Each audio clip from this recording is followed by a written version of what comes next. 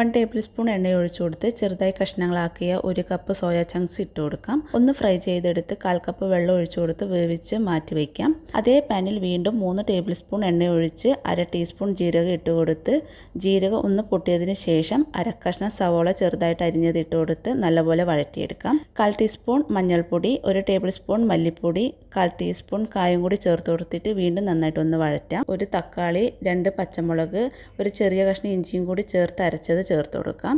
കുറുകാൻ തുടങ്ങുമ്പോൾ 1 ടീസ്പൂൺ മുളക് പൊടി ചേർത്തെടുത്തിട്ട് എണ്ണ തെളിയുന്നത് വരെ വഴറ്റിയെടുക്കാം. അതിനുശേഷം മുളപ്പിച്ച ചെറുപയർ ഇട്ട് കൊടുത്ത് 1/4 കപ്പ് വെള്ളം ഒഴിച്ച് വേവിച്ചെടുക്കാം. അതിലോട്ട് സോയ ചങ്ക്സ് ഇട്ട് കൊടുത്തിട്ട് ആവശ്യത്തിനുള്ള ഉപ്പും 1/2 ടീസ്പൂൺ ഗരം മസാലയും ഇട്ട് കൊടുത്തിട്ട് നല്ലപോലെ ഇതൊന്ന് ഡ്രൈ ആക്കി എടുക്കാം. ഡ്രൈ ആയി കഴിഞ്ഞാൽ 1/4 ടീസ്പൂൺ ചിക്കൻ മസാല അല്ലെങ്കിൽ ഗരം മസാല, ആവശ്യമെങ്കിൽ ഒരു പിഞ്ച് കായം, കുറച്ച് മല്ലിയിലയും കൂടി ഇട്ട് കൊടുത്തിട്ട് വീണ്ടും മിക്സ് ചെയ്ത് കൊടുത്താൽ അപ്പത്തിനും ചോറിനും കഴിക്കാൻ പറ്റിയ സോയ ചങ്ക്സും ചെറുപയർ മുളപ്പിച്ചതും ഡ്രൈ ആക്കിയത് ഇവിടെ റെഡിയായി.